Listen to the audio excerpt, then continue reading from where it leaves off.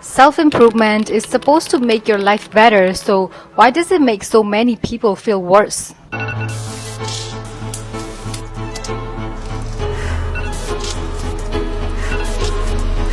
Why do you feel guilty for resting, stressed when you're not productive, and like you're never doing enough? That's not growth, that's something else. Somewhere along the way, self-improvement stopped being about improving your life and started becoming a system of pressure.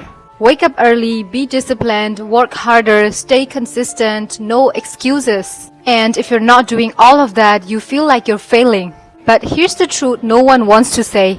A lot of we call self-improvement today is slowly turning toxic. Is that you actually have nothing to do with yourself because everything you do is in this quest or pursuit of perfection. You need to lose a few more pounds. You need to make a few thousand more dollars. Like everything needs to somehow fix the not enoughness that you feel.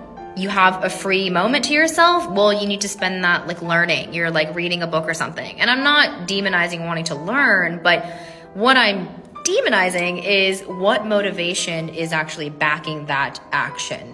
Are you pursuing that action from a sense of, I'm not okay as I am, I'm not enough, therefore I need to fill this gap with more knowledge, information, or dollars? At the beginning, it feels good. You watch a few videos, you get motivated, you start planning your life, you tell yourself, this time I'm going to change. And for a few days, maybe even a week, you actually do. You wake up early, you study more, you feel in control, and it feels amazing. But then something changes. You miss a day, maybe you're tired, maybe life gets busy, maybe you just don't feel like it, and suddenly that motivation turns into guilt. You start thinking, I'm being lazy, I'm falling behind, I'm not disciplined enough. One bad day turns into self-judgment. And that's where the problem begins. Instead of helping you grow, self-improvement starts controlling you. You can't rest without feeling guilty. You can't relax without thinking you're wasting time. You can't enjoy your day without feeling like you should be doing more. Even when you're being productive, it never feels like enough. Because there's always another habit to build, another goal to chase, another version of yourself to become. You're constantly chasing a version of yourself that never arrives. I started noticing this in my own life. I thought I was improving. I was trying to be disciplined, trying to stay consistent, trying to do everything right. But instead of feeling better, I felt pressured. Like no matter what I did, it wasn't enough. Even resting felt wrong. And that's when I realized this isn't what self-improvement is supposed to feel like. The problem isn't self-improvement itself, it's how we're doing it. We turned it into a checklist. Wake up at 5 a.m., work out, study, no distraction, perfect routine. And if you don't complete that checklist, you feel like you failed. But life doesn't work like a checklist. You're not a machine. You're a human being. You get tired. You lose focus.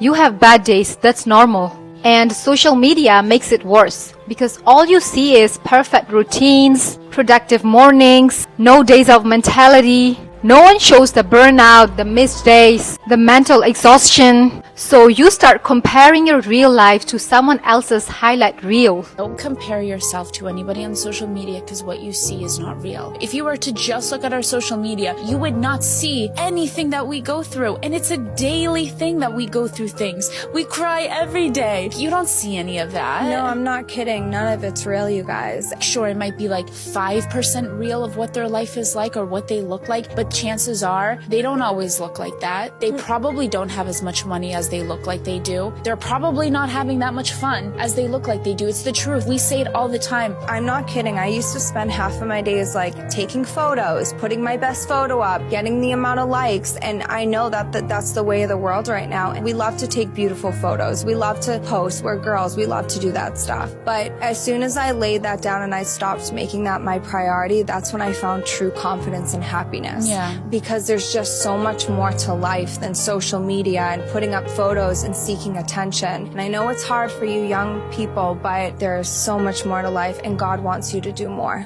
And of course, you feel like you're not doing enough.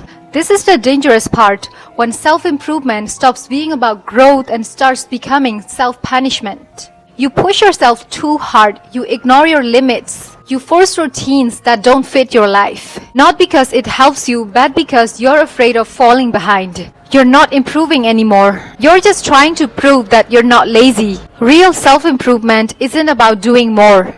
It's about doing what actually matters. It's not about being perfect. It's about being consistent enough. It's not about forcing yourself every day. It's about understanding yourself. Some days you'll be productive, some days you won't. And that's okay because progress isn't destroyed by one bad day. But your mindset can be. Healthy self-improvement feels different. You still have goals, you still try to improve, but you don't hate yourself when you mess up. You don't feel guilty for resting. You don't measure your worth by your productivity. You move forward without destroying yourself in the process. If self-improvement is making you feel constantly behind, mentally exhausted, never good enough, then something is wrong. Not with you, but with how you're approaching it. You don't need to do everything. You don't need to be perfect. You don't need to become a completely different person overnight. You just need to take one step forward, then another. If something in this video made you see things differently, hit subscribe and thank you for being here.